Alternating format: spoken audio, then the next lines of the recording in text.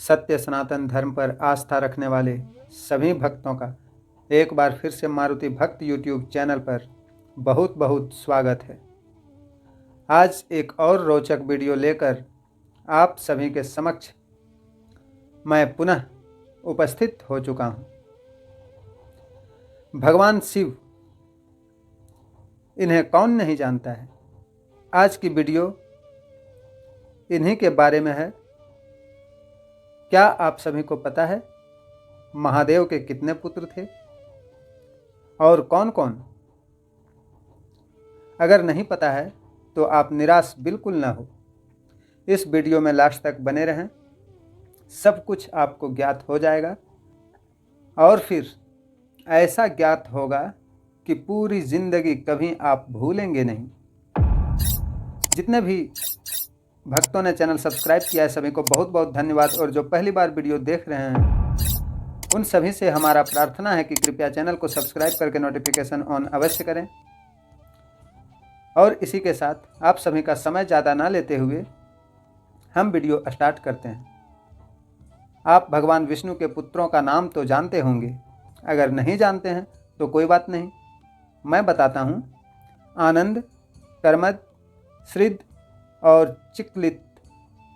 विष्णु ने ब्रह्मा के पुत्र भृगु की पुत्री माता लक्ष्मी से विवाह किया था। शिव ने ब्रह्मा के पुत्र दक्ष की कन्या सती से विवाह किया था, लेकिन सती तो दक्ष के यज्ञ की आग में कूदकर भस्म हो गई थी। उनका तो कोई पुत्र या पुत्री नहीं थी।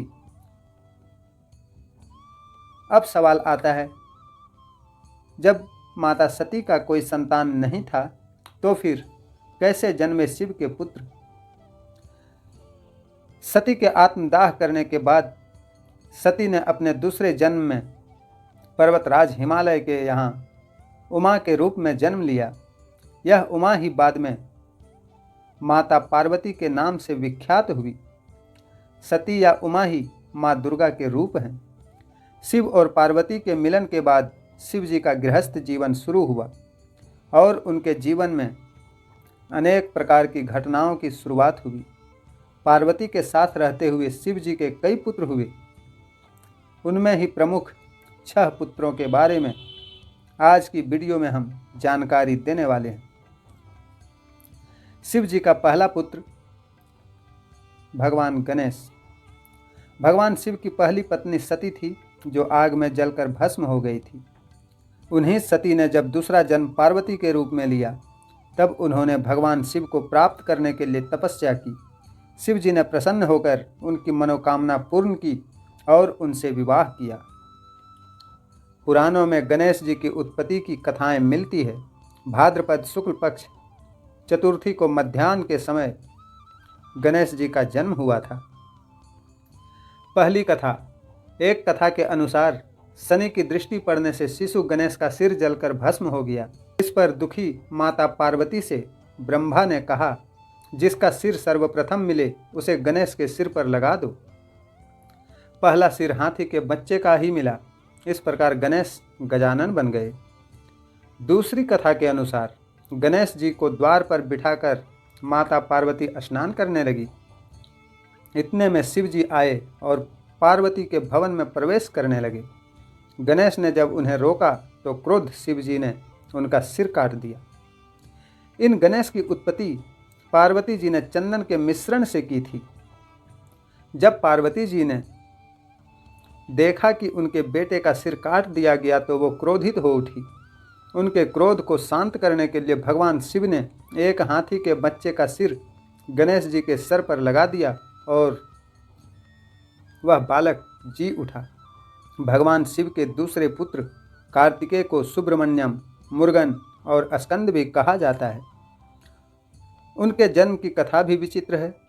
कार्तिकेय की पूजा मुख्यतः दक्षिण भारत में होती है। अरब में यजीदी जाति के लोग भी इन्हें पूजते हैं। ये उनके प्रमुख देवता हैं। उत्तरी ध्रुव के निकटवर्ती प्रदेश उत्तर कुरु के क्षेत्र विशेष में ही इन्होंने स्कंद नाम से शासन किया था। इनके नाम पर ही स्कंद पुराण है। इनकी जन्म की भी कई कथा प्रचलित है। पहली कथा के अनुसार जब पिता दक्ष के यज्ञ में भगवान शिव की पत्नी सती कूदकर भस्म हो गई, तब शिव जी विलाप करते हुए गहरी तपस्या में लीन हो गए। उनके ऐसा करने से सृष्टि शक्तिहीन हो जाती है।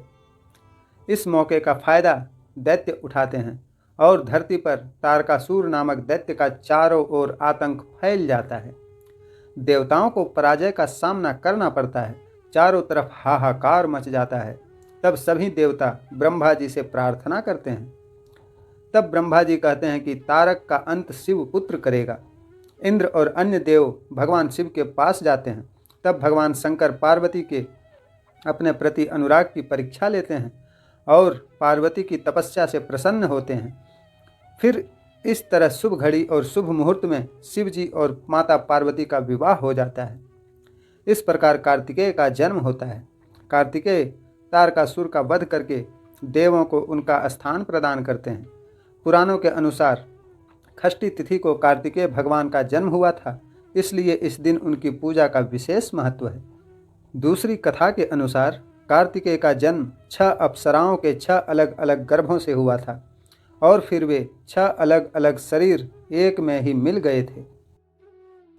शिव जी का तीसरा पुत्र सुकेश। राक्षसों का प्रतिनिधित्व दोनों लोगों में सौंपा गया। हेती और प्रहेती ये दोनों भाई थे। ये दोनों भाई भी दैत्यों का प्रतिनिधि मधु और कैटभ के समान ही बलशाली और पराक्रमी थे। प्रहेती धर्मात्मा था तो हेती को राजपाट और राजनीति में ज़्यादा रुचि थी। राक्षस राज हेती ने अपने साम्राज्य विस्तार हेतु काल की पुत्री भया से विवाह किया। भया से उसके विद्युतकेश नामक एक पुत्र का जन्म हुआ। विद्युतकेश का विवाह संध्या की पुत्री सालकंटकटा से हुआ। माना जाता है कि सालकंटकटा व्यभिचारिणी थी। इस कारण जब उनका पुत्र जन्मा तो उसे लावारिस छोड़ दिया गया। विद्युतकेश ने भी उस पुत्र के बारे में कोई परवाह नहीं की। यह मालूम भी नहीं किया कि ये किसका पुत्र है और किसका नहीं। पुराणों के अनुसार भगवान शिव और माता पार्वती की उस अनाथ बालक पर नज़र पड़ी और उन्होंने उसको सुरक्षा प्रदान की। इसका नाम उन्होंने सुकेश रखा। सुकेश ने गंधर्व कन्या देववती से विवाह किया। देववती से सुकेश के 3 पुत्र हुए, माल्यवान, सुमाली और माली। इन तीनों के कारण राक्षस जाति को विस्तार और प्रसिद्धि प्राप्त हुई। अब हम आते हैं शिव जी के चौथी पुत्र, जिसका नाम था जालंधर। जलंधर शिव का सबसे बड़ा दुश्मन बना। श्रीमद् देवी भागवत पुराण के अनुसार जलंधर असुर शिव का अंश था, लेकिन उसे इसका पता नहीं था। जलंधर बहुत ही शक्तिशाली असुर था। इंद्र को पराजित कर जलंधर तीनों लोकों का स्वामी बन बैठा था। यमराज भी उससे डरते थे। श्रीमद् देवी भागवत पुराण के अनुसार एक बार भगवान शिव ने अपना तेज समुद्र में फेंक दिया। इससे जलंधर उत्पन्न हुआ। माना जाता है कि जलंधर में अपार शक्ति थी और उसकी शक्ति का कारण थी उसकी पत्नी वृंदा। वृंदा के पतिव्रत धर्म के कारण सभी देवी देवता मिलकर भी जलंधर को पराजित नहीं कर पा रहे थे। जलंधर को इससे अपने शक्तिशाली होने का अभिमान हो गया और वह वृंदा के पतिव्रत धर्म की अवहेलना करके देवताओं के विरुद्ध कार्य कर उनकी स्त्रियों को सताने लगा। जलंधर को मालूम था कि ब्रह्मांड में सबसे शक्तिशाली कोई है तो वे है देवों के देव महादेव। जलंधर ने खुद को सर्वशक्तिमान रूप में स्थापित करने के लिए क्रमशः पहले इंद्र को परास्त किया और त्रिलोधीपति बन गया। इसके बाद उसने विष्णु लोक पर आक्रमण किया। जलंधर ने विष्णु को परास्त कर देवी लक्ष्मी को विष्णु से छीन लेने की योजना बनाई। इसके चलते उसने बैकुंठ पर आक्रमण कर दिया, लेकिन देवी लक्ष्मी ने जलंधर से कहा कि हम दोनों ही जल से उत्पन्न हुए हैं, इसलिए हम भाई बहन हैं। देवी लक्ष्मी की बातों से जलंधर प्रभावित हुआ और लक्ष्मी को बहन मानकर बैकुंठ से चला गया। इसके बाद उसने कैलाश पर आक्रमण करने की योजना बनाई और अपने सभी असुरों को इकट्ठा किया। कैलाश जाकर देवी पार्वती को पत्नी बनाने के लिए प्रयास करने लगा। इससे देवी पार्वती क्रोधित हो गई और तब महादेव को जलंधर से युद्ध करना पड़ा। लेकिन वृंदा के सतीत्व के कारण भगवान शिव का हर प्रहार जलंधर निष्फल कर देता था। अंत में देवताओं ने मिलकर योजना बनाई और भगवान विष्णु जलंधर का वेश धारण करके वृंदा के पास पहुंच गए। वृंदा भगवान विष्णु को अपना पति जलंधर समझकर उनके साथ पत्नी के समान व्यवहार करने लगी। इससे वृंदा का पतिव्रत धर्म टूट गया और शिव ने जलंधर का वध कर दिया। विष्णु द्वारा सतीत्व भंग किए जाने पर वृंदा ने आत्मदाह कर लिया। तब उसकी राख के ऊपर तुलसी का एक पौधा जन्मा। तुलसी देवी वृंदा का ही स्वरूप है, जिसे भगवान विष्णु लक्ष्मी से भी अधिक प्रिय मानते हैं। भारत के पंजाब प्रांत में वर्तमान जालंधर नगर जलंधर के नाम पर ही है। जालंधर में आज भी असुरराज जलंधर की पत्नी देवी वृंदा का मंदिर मोहल्ला कोट किशनचंद में स्थित है। मान्यता है कि यहाँ एक प्राचीन गुफा थी जो सीधी हरिद्वार तक जाती थी। माना जाता है कि प्राचीन काल में इस नगर के आसपास 12 तालाब हुआ करते थे। नगर में जाने के लिए नाव का सहारा लेना पड़ता था। अब हम आते हैं शिव जी का 5वां पुत्र। भगवान अयप्पा के पिता शिव और माता मोहिनी है। विष्णु का मोहिनी रूप देखकर भगवान शिव का वीर्यपात हो गया था। उनके वीर्य को पारद कहा गया और उनके वीर्य से ही बाद में सशस्तव नामक पुत्र का जन्म हुआ, जिन्हें दक्षिण भारत में अयप्पा कहा गया। शिव और विष्णु से उत्पन्न होने के कारण उनको हरिपुत्र कहा जाता है। भारतीय राज्य केरल में सबरीमलई में अयप्पा स्वामी का प्रसिद्ध मंदिर है, जहाँ विश्व भर से लोग शिव के इस पुत्र के मंदिर में दर्शन करने के लिए आते हैं। इस मंदिर के पास मकर संक्रांति की रात घने अंधेरे में रह रहकर यहाँ एक ज्योति दिखती है। इस ज्योति के दर्शन के लिए दुनिया भर से करोड़ों श्रद्धालु हर साल यहाँ आते हैं। अब सबसे आखिरी अर्थात शिव जी का 6ठा पुत्र भूमा। एक समय जब कैलाश पर्वत पर भगवान शिव समाधि में ध्यान लगाए बैठे थे, उस समय उनके ललाट से 3 पसीने की बूंदें पृथ्वी पर गिरी। इन बूंदों से पृथ्वी ने एक सुंदर और प्यारे बालक को जन्म दिया, जिसके 4 भुजाएं थीं और वह रक्त वर्ण का था। इस पुत्र को पृथ्वी ने पालन पोषण करना शुरू किया, तभी भूमि का पुत्र होने के कारण यह भौम कहलाया।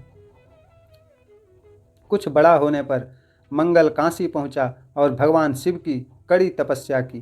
तब भगवान शिव ने प्रसन्न होकर उसे मंगल लोक प्रदान किया था। तो मेरे प्यारे भक्तों,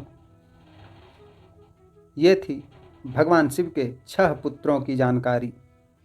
आज तक ज़्यादा से ज़्यादा लोग 1, 2 या 3 जानते होंगे, लेकिन आज हम इस वीडियो में बताएं कि भगवान शिव के 6 पुत्र थे और कैसे किनका जन्म हुआ या कैसे कौन उत्पन्न हुए, सब कुछ पूरा क्लियर करके हमने कोशिश किया बताने का। अगर वीडियो आप सभी को अच्छा लगा तो ये हमारे लिए सौभाग्य की बात है। मिलते हैं फिर किसी और वीडियो में किसी और दिन। तब तक के लिए हमें आज्ञा दें। आप सभी जहाँ रहें स्वस्थ रहें, मस्त रहें, बिंदास रहें। प्रभु आप पर और आपके समस्त परिवारजनों पर अपनी कृपा दृष्टि हमेशा बनाए रखे। हर हर महादेव।